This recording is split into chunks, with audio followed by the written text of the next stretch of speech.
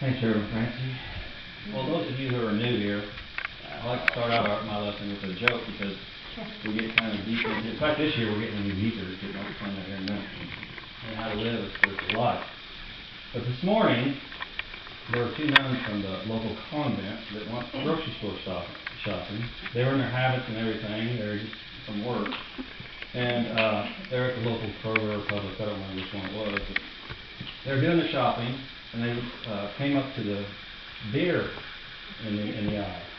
And one sister said to the other, "Sister, it sure would be nice to have a beer or two on a hot summer day." And the other sister said, "Yeah, but, it really wouldn't look right us buying beer." And the first sister said, "Don't worry about that, I'll take care of that." So they get a couple of six-packs and they go to the register. And the cashier, looks at them kind of like, "Oh, these nuns are buying beer." And the one nun that had the great idea said, "Oh, we use this beer as a shampoo, just kind of, the nutrients in it just do our hair right." And so the cashier, without blinking an eye, went under the counter and pulled out some sticks of pretzels, put it in the bag with the beer, and said, "The curlers are free."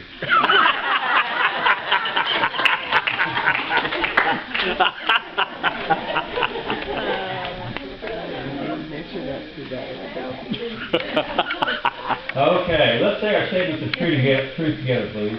I am a child of God. I am deserving of good in my life. I am accepting my good now. Last year, at the end of last year, I told you that this year we were going to get deeper into the idea of how we live a spiritual life on the spiritual path and the physical existence. So we've started that real well this year, so I'm happy with that. We're going to continue that today with the title of today's lesson is You Cannot Hide. You cannot run, you cannot hide. And so it tells more about where the rubber hits the road on how we're going to live this spiritual life that we're always talking about. And in order to do that, we have to know where we're coming from. And I can't tell you how many times in my life that I've known people that are running or hiding from life. In fact, each one of us has done it, including myself, at some point in life, or else we would be exalted and be living on a much higher plane. Most of us, though, if we get into that, don't even recognize what we're doing. And we really can't blame ourselves or anybody else for doing that, because you can look around you and see how the media and a lot of people are just always bombarding you with things that are going to make you better, that are better than you, to improve you. But there's something to that. I even got a close family member right now going through something like that, and that's why I asked you to pray for Jesse. It's easy to fall in that trap when you hear that all around you. And they're telling you that there is something stronger than you out there. There is something better than you out there. And you have to purchase it, first of all, according to them, and then abide by the rules that they have set for you. Some people, it can be drugs, either illegal or legal, or it can be, alcohol, which some people don't consider a drug, but it is, or even caffeine. Just think of all the drugs that we kind of get addicted to, or we think we're addicted to. But I want to tell you right now that what you seek outside of you, the power that you wish to attain, that makes you feel a certain way when using these additives, is already yours. That power is already yours. It is already within you. And the sooner that each one of us wake up to this and realize that, the sooner the world will work in conjunction with you on what you desire in life. Instead of working against life, life will begin working with us. The way God, the way the universe was created. It's created to do that. You see, you cannot run, you cannot hide from the Spirit that lives inside of you. There is a part of you that is tied to all of life. This part is your soul that lives on long after we shed the clothing of this body. It was created along with all other living things and is meant to be a part of life here on earth, of this physical experience that we are having. But you were created even more special than that, than all the other living things, because you were given a brain that not only knows how to survive, but you were given the gift of free will. You are the only living thing on this planet that has the ability to look at yourself and make judgments. We are all the only sentient beings here on earth. We are the only physical life form on earth that can create. And you may think to yourself, well, the trees create leaves every year. They go dormant and grow back. And even with plants, they make oxygen. Animals create, connections with other animals and even humans sometimes. I think of my dog when I think of that. You can't really find a more unleashed love in your life than my dog. I mean, to me. If you come around, she'll bark and she won't look loving. But to me, she's very loving. But all those things, all other living things, other than humans, are designed to do what they do. The trees and the plants do what they do. They create that oxygen and other things because they were designed to do that. Animals have connections with animals and other humans because they were designed to do that. They were created to do that. Even though there is life here on earth that is essential to us having life here on earth, their design is finite in its place of all of life. Only we have the power to create on an infinite scale. We can do or be anything we want to be on this earth. That is what you were created for. To be a co-creator with the universe. And not only surviving here, but learning how to thrive and express that higher form of life here on earth. We all have the opportunity to learn more about how the universe is set up for our success. And it is set up for your success. With this ability, we get to choose whether we use the knowledge that we have to improve life and express it in a way that shows it is the Father's good pleasure to give you the kingdom. Or we can use the knowledge from our personality, get our personality involved to see the outer workings of man, which have not been perfected through the universe, to live our life. We can become addicted to some of the things, synthetic substances in life. But that is not living. That is just surviving. The difference between the two is important to know. And we must know the difference between the two in order to be able to express the Christ within us to the fullest extent and really live life. When we allow ourselves to be a true student, and we're all true students, I know that you've heard that before in Unity, we're all true students, and we're seeking more and more of the truth of us and how to express it. When we become a true student and learn what the universe is saying to us, we will be going within to the Christ to hear the answers to our questions about life. And we will come to that realization that we have a part to play in bringing more of the absolute, the kingdom of God, into the reality of this physical life. We will be guided in righteous ways to bring the divine ideas that are given to us into fruition. This righteousness is the same as Jesus Christ taught in right thinking. We will begin to see that not only can we achieve by co-creating in this way, we will see that we can thrive to unlimited heights without being dependent on anyone or anything. We will understand that no more anyone or anything can take our good away. You deserve your good, and you can have it from this moment forward. If we look at life from a cynical viewpoint and see ourselves at a disadvantage in life, then that is what we will produce. The universe says yes to where you put your spiritual powers. If you give your thought power to being disadvantaged, then you will be disadvantaged. If you give your thought power to having the ability to achieve, then you will achieve.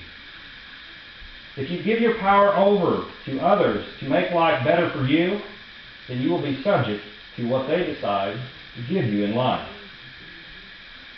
The universe works for those who learn the dominion that each child of God has in this world. And each of you said, I am a child of God. Do you believe that? Yes. If you believe that, then you have dominion in this world. The universe also puts up detours to those who try to manipulate the dominion that you have into a self-serving personality idea. There's a well-known example of this, and I want to share it with you today, of how the universe responds to people who are thinking they are righteous in the use of their dominion. Righteous defined in a different way. Most of you will be familiar with this, and some of you may be surprised at the first end of it. But there was a man who just made his transition last year, actually, who many admired all around the world, and indeed deserved all the accolades that he received in his later years. But let me take you back in time to the 1960s, when this man was a radical lawyer who opposed the standing government at the time. And even though the government, we all would agree in this room, was not a good government, during this time in this man's life, the man focused on the government and gave all his thought power into how to overthrow it. He was being righteous in the sense that his ideas of freedom and equality were better than the people who were running the government at the time. This is type of righteousness is saying that I'm better than you. And whatever I do to get my way is justified because you are a bad person. In other words, we've all heard the end justifies the means. So the man joined the Communist Party and opposed the government in every way possible, even violently. But what happened? The universe stepped into this man's life and gave him a detour. At that time in his life, he was not expressing the divine idea that he had received in a proper way. And the universe at some point will stop all false prophets from staying in power, because our race consciousness will not allow untruth to be presented as truth for any extended length of time. Now, you know, I've brought up race consciousness a lot, and regrettably, when I'm thinking in my mind when I usually bring that up, we usually look at race consciousness and think, well, it's when other people think bad and bad things happen to me. But race consciousness is more than that, a lot more than that. It does a lot of good. Because all of us know what is right, and that goes into the race consciousness. If we see a wrong, whether we act on it or not, we are acting on it because we know it's wrong. And we're putting that out there. This man was put into prison in 1962. And at the time he said, "The struggle is my life. I will continue fighting for freedom until the end of my days." The man's wife during this time, involved with the struggle with him, became the leader of the groups that he had and continued the struggle, fighting for freedom while the man was in prison. When the man was released from prison in 1990, the overwhelming majority of the people all around the world celebrated and were happy to see him freed. But they were happy for different reasons. Those from around the world who were not intimately involved in his life and knew about his body were happy to see a man who generally was thought of as wrongfully in prison being free. While those associates that he had been with before being in prison were happy to see him free because they wanted him to join them again in taking up arms against the government and continuing in the struggle. What happened, however, was that when he was released, everyone could see that he was a different man, a changed man. A man who went into prison with hate for those who disagreed with him was now a man who wanted all opinions to be represented in a setting where everyone was free and free to express. In fact, the man had changed so much that he and his wife, that supported him throughout his imprisonment, separated after 1 year because of their differences of opinion. You see, the man had been given a gift. The gift of time to reflect on his life and what it means. He had been given the gift of time to reflect on the divine ideas that he had been given. These divine ideas that had been given to him on how to express and how he was to co-create them in the world. The man had given up the struggle with life and remembered how to be in the flow of life. Sometimes when we're in the middle of something, we cannot see the whole picture, the big picture. You all heard the old saying, you can't see the forest for the trees. The man's wife had been in the struggle all of her existence. And that's all she could remember. And she could see no other way than to fight for what she felt is right. But the man, through introspection and communing with God, saw other, more viable options. Options that allowed everyone to be at the table and everyone to be lifted up. After prison, the man is quoted as saying, "For to be free is not merely to cast off one's chains, but to live in a way that respects and enhances the freedom of others." So I think if Nelson Mandela were alive today, as we saw through his actions later in his life, he would have changed his pre-prison statement to this: "I do not struggle with life. I will continue to see freedom until the end of my days." And by the word freedom, he meant for everyone. None of us, no matter where we are in life, can run, and none of us can hide from the Spirit that lives within us. Tomorrow, we celebrate another person who had a similar life opportunity, actually during the same period of time in our human history. But he took a different approach, as we all know, one that we're a lot more familiar with. Reverend Dr. Martin Luther King Jr. took the path that it took Nelson Mandela 28 years of imprisonment to understand. And it is not just by chance that Dr. King took this path of honoring and lifting up all involved from the beginning. King knew the underlying truth that everyone here in this room today knows. That there is a truth that lives in every human being that cannot be dissuaded in any way. The truth that good is inherent in everyone. And that expressions of anything other than good are misguided divine ideas that someone is expressing. King knew that the answers to each of us, that each of us seek, are already here. They are within each of us. And to get to them, we have to communicate on a higher level than just that of a language, of tongue. The language we have to communicate on is not English, and it's not Spanish. It is not a language that we are taught once we arrive here on earth. It is a language that we came here with, and it goes much deeper than words. It is the same language we use when we commune with God and the universe. It is the language of a thought or an action. It is the language of a heartfelt smile, a warm, gentle hug, or a soft kiss. You gotta love that kid. Actions from the heart and soul express this language, and Martin Luther King Jr. knew this language. This language is of spirit. He knew that anything other than an expression of love was an expression of exasperation, of not being aware of how to express in this spiritual language. Each of us have this ability to speak the language of spirit. We must know, though, that it is an inside job. The language of spirit is expressed from the inside out. It is expressed from a spiritual understanding that each of us has, and not necessarily from an intellectual understanding. And all we have to do to express this language is to be.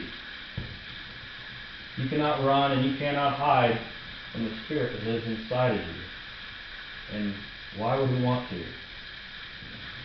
When we just be, we allow the spirit within us to express as us. Just like Martin Luther King Jr.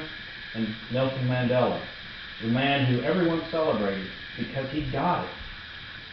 He woke up to the truth within himself. He remembered the language of spirit. We don't have to wait another second in our life to begin living life to its fullest. I hope you'll join me today in just being and speaking in the language of Spirit.